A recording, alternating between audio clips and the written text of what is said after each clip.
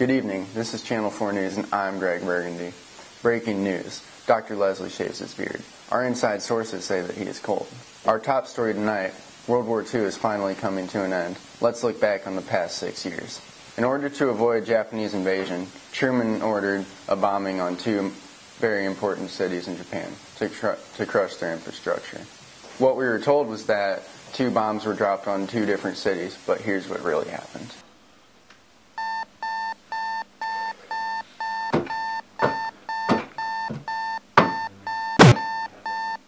Oh, You're truly devastating. Now let's cut to Madison on the home front.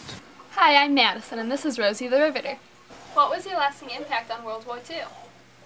Well, I was just basically trying to show how women can work just as well as men in factories. And also, we created more jobs for women. How do you get so bucked? Well, I spend most of my free time here at Fitstop on the Bowflex.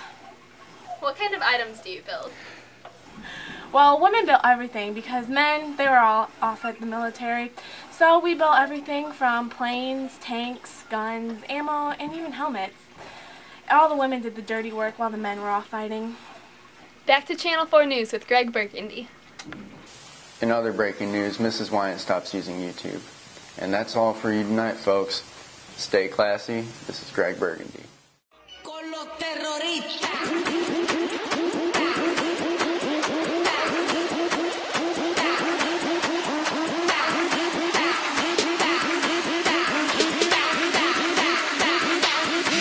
Harlem Shake.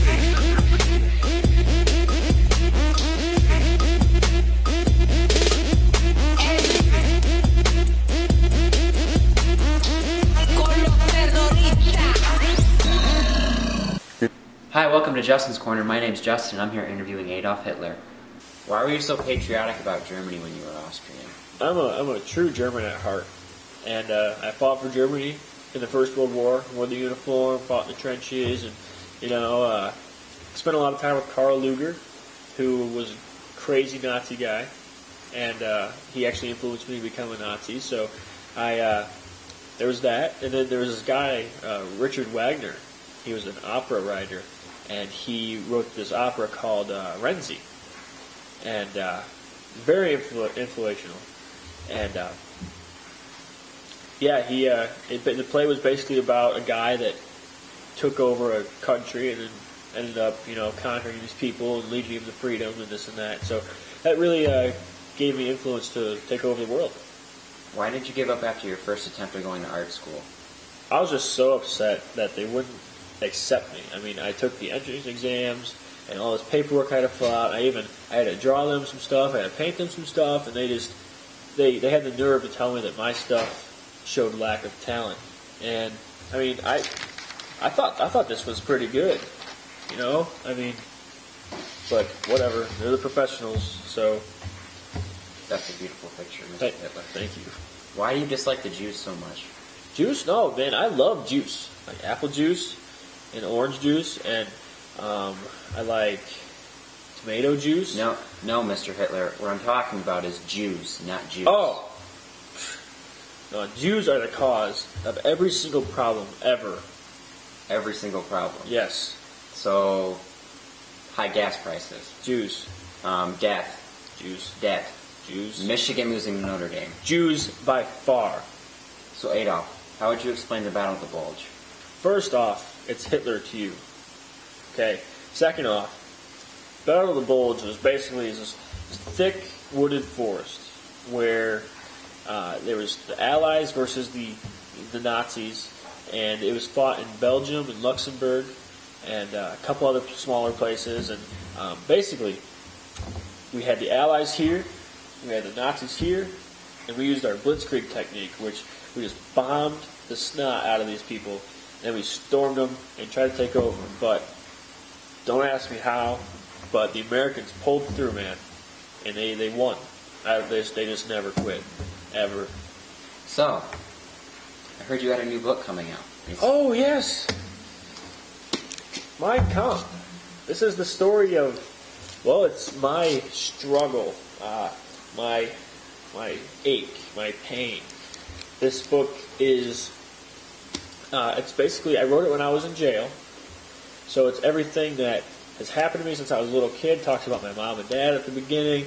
Talks about how, actually why I got sent to jail. And then it talks about how and why I want to annihilate the Jewish population. So it's a great book. You should pick a copy up. Thanks, Hitler. So that's our interview with Adolf Hitler today from the Third Reich. Peace out, folks. Mein Kampf! Mein Kampf! Mein Kampf! Mein Kampf! Mein Kampf. What the fuck? Mein Kampf. Buy it now. Mein Kampf. To buy now, call 1-800-999-9999. All right, we're here with FDR, so let's just get straight with the questions here. What were 3 challenges that you faced when you took office? 3 challenges I faced were assisting the nation in help surviving the Great Depression, creating new funding for new programs, and also dealing with World War II issues such as Pearl Harbor and funding for the Allies. You hear the term island hopping pop up every now and then. Could you describe island hopping for me? It's a method we used in the Pacific War to leap from one island to the next. It was basically our method of getting faster, a closer way to get to Japan. All right, Iwo Jima, I see you have a map of it with you. Could you describe the significance of that for me? As you can see here, we wanted to take the mountain, and our thought process was if you take the mountain, we get the island. You might hear of Mount Suribachi before, such as the famous picture of the Marines raising the flag. Iwo Jima was important for the morale of the United States to help prove that the war was ending fast. The siege of Iwo Jima was important, but it didn't come easy.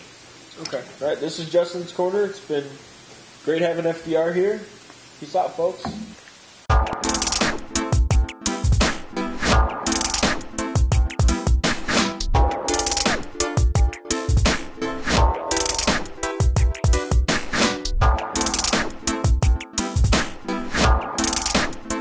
How's it going? I'm Hitler. This is MTV Cribs, brought to you by the SS. This is my house. I'm going to show you around.